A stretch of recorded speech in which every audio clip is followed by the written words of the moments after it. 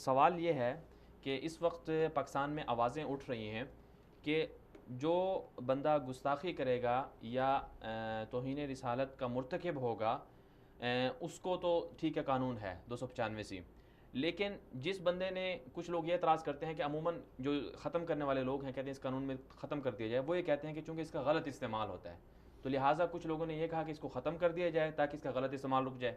और जबकि दूसरे कुछ लोग ऐसे हैं वो ये कहते हैं कि चलो इसको बाकी तो रखा जाए, लेकिन एक बात और बना दी जाए कि जो बंदा किसी पर गलत इल्ज़ाम लगाएगा या किसी पर ये इल्ज़ाम लगाएगा तो उसके अमल को थोड़ा सा इतना पेचीदा बना दिया जाए कि उसके लिए कोई आला अफसर हो, तफ्तीश करेगा, फिर मुकदमा दर्ज होगा वगैरह वगैरह। और फिर कुछ लोग ये भी कहते हैं कि अगर किसी पर साबित हो गया कि झूठा इल्ज़ाम लगाया है इसने कानून तहफ़्फ़ुज़ नामूस रिसालत की आड़ में, तो उसको भी वही सज़ा दी जाएगी जो असल का जो मुजरिम होगा उसको सज़ा दी जाएगी। तो आप इस हवाले से क्या कहेंगे कि ये लोग ऐसे क्यों कर रहे हैं?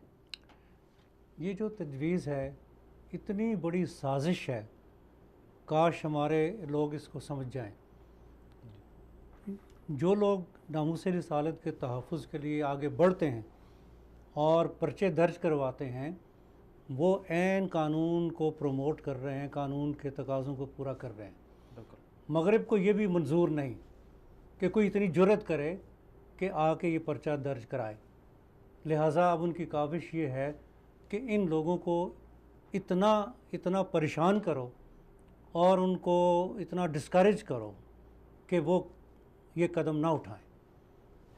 अच्छा, ये बात इंतहाई गलत है कि जो सज़ा असल जुर्म की है जी। वही उस बंदे को दी जाए जिसने पर्चा दर्ज कराया है और वो पर्चा झूठा पाया गया, उसको सज़ाए मौत दें।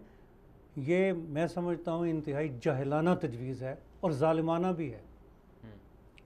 क्यों कि पर्चा झूठा दो स्टेजेस आती हैं, एक है तफ्तीश की, एक है अदालत में।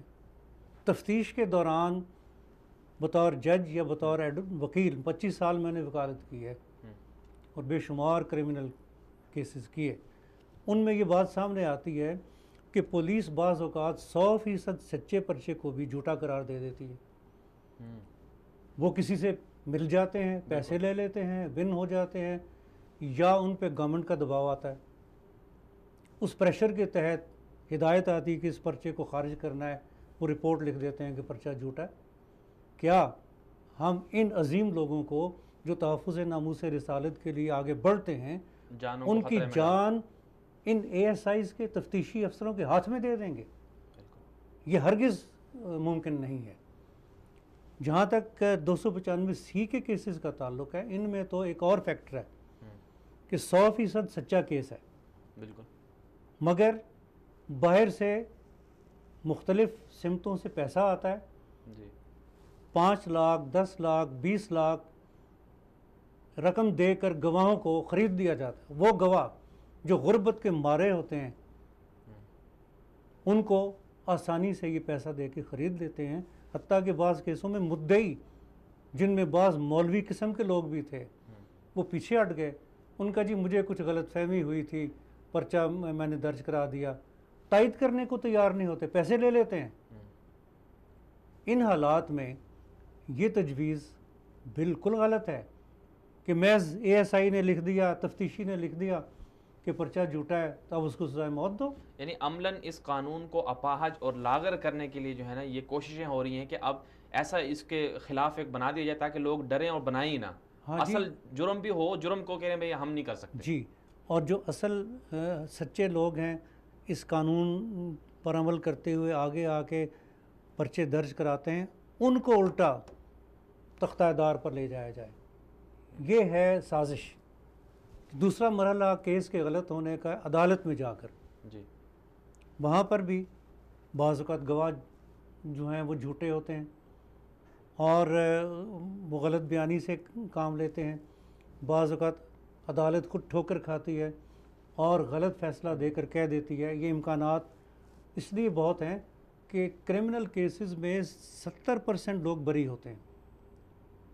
परसेंटेज, बेनिफिट ऑफ डाउट, थोड़ा सा शक पड़ गया बरी, और ये पर्चा दुरुस्त नहीं है, मुतमईन नहीं है, ये फाइंडिंग आ जाती है, लेकिन उस पर सज़ाए मौत का कोई जवाज़ नहीं। अदालत में जाकर जो पर्चे झूठे पाए जाएं उनमें 3 साल से लेकर उम्र कैद तक की सज़ा की दफ़ात मौजूद हैं। पहले ही वो दफ़ात काफ़ी हैं। ये एक डिटरेंट है जो लोगों को रोकता है कि गलत पर्चे ना कराएं। इधर तफ्तीश के दौरान 6 माह से लेकर 2-3 साल तक की सज़ा मौजूद है और ये तहफ़्फ़ुज़ के लिए काफ़ी है। ये बात एक बार इस्लामी नज़रियाती कौंसिल में भी पेश हुई थी जब मैं उसका रुकन था जी। तो ये हमारे एक आलम कहलाते हैं ताहिर अशरफी साहब, उन्होंने ये प्रपोज़ल दी थी कि अगर 295C का पर्चा झूठा पाया जाए तो मुद्दई को सज़ाए मौत दी जाए। जी। ये केस जिस वक्त ये टॉपिक टेकअप किया गया इत्तेफाक से मैं मौजूद नहीं था। 10 मिनट बाद जब मैं आया तो पता चला वो पास हो गया। अगले दिन फिर मैंने चेयरमैन साहब मोहम्मद खान शिरानी साहब, जी, अल्लाह उन्हें जज़ाए खैर दे, उनकी तवज्जो मैंने दिलाई कि ये बड़ा अहम इशू है, जल्दबाजी में आपने पास कर दिया है। जब मैंने आधा घंटा एड्रेस किया कौंसिल को तो फिर पहला फ़ैसला उन्होंने कलअदम कर दिया। उन्होंने कहा कि नहीं, प्रेस कॉन्फ्रेंस बाद में उन्होंने की कि ये हमसे गलती हुई थी, हमने उसको कलअदम कर दिया फ़ैसले को, अपना फ़ैसला वापस लेकर अब हमारा फ़ैसला ये है कि जो ताज़ीरात पाकिस्तान में पहले ही दफ़ात मौजूद हैं झूठी गवाही या झूठे केस पे, पर्चे के हवाले से तफ्तीश के दौरान और फिर अदालत में जाकर जी, वो बहुत काफ़ी हैं। मज़ीद किसी कानूनी तरमीम की ज़रूरत ही नहीं है। जी। तो यानी कि अगर अभी ये आवाज़ें उठ रही हैं, चूँकि कुछ अरसे पहले गालिबन 1.5 माह पहले सेनेट के अंदर भी जो इंसानी हकूक़ की कमेटी है उस हवाले से भी बातें सामने आई कि उनको जो है ना बहुत सारे खतूत मिल रहे हैं कि भाई जो गलत इसका इस्तेमाल करता है या जो लगाता है उनको भी इसी के मुताबिक सज़ा दी जाए। तो फिर वो उन्होंने मामला इस्लामी नज़रियाती कौंसिल के हवाले किया है। तो आप क्या समझते हैं कि इस्लामी नज़रियाती कौंसिल को इसमें एहतियात का मुज़ाहरा करना चाहिए, कतन ये दोबारा से नहीं करना चाहिए? जी यकीनन। देखिए, ये जैसे आप इंसानी हकूक़ की तंजीम का कहते हैं, सच पूछे मैं इन्हें अक्सर गैर इंसानी तंजीम कहता हूँ, इसलिए कि ये सिर्फ मगरिब के ख़यालात को प्रमोट करने वाले हैं। दीन इस्लाम के हवाले से कभी इनको तौफीक नहीं हुई कि कोई बात करें। अगर आप देख लें मुसलमानों को बर्मा में जुल्म हो रहा है, जी, इंसानी जी, हकूक ख़त्म हो रहे हैं, कश्मीर में जुल्म हो रहा है, शाम में जुल्म हो रहा है, इराक में जुल्म ये हो रहा है, कहीं बिल्कुल आवाज़ नहीं खामोश। उठाते। जी, आपने दुरुस्त फरमाया, ऐसा ही है। ये गैर इंसानी तंजीमें हैं जो महज एक महदूद हल्के में काम कर रही हैं। ये खुद खतूत अपने नाम लिखवाती हैं, बिल्कुल, ऐसा नहीं है कि जेनुइनली कोई फील करता है। ये अपने नाम खतूत लिखवा के जवाज़ पैदा करके और फिर आगे। मुझे यकीन है कि इस्लामी नज़रियाती कौंसिल के जो अरकान हैं उनके सामने पहला फ़ैसला भी मौजूद है जी, और वो हरगिज़ इसकी तायद नहीं करेंगे, ना करनी चाहिए। बिल्कुल। और आइन हमारे इस हवाले से क्या कहता है? आइन में तो इस हवाले से कोई बात पहले नहीं लिखी हुई।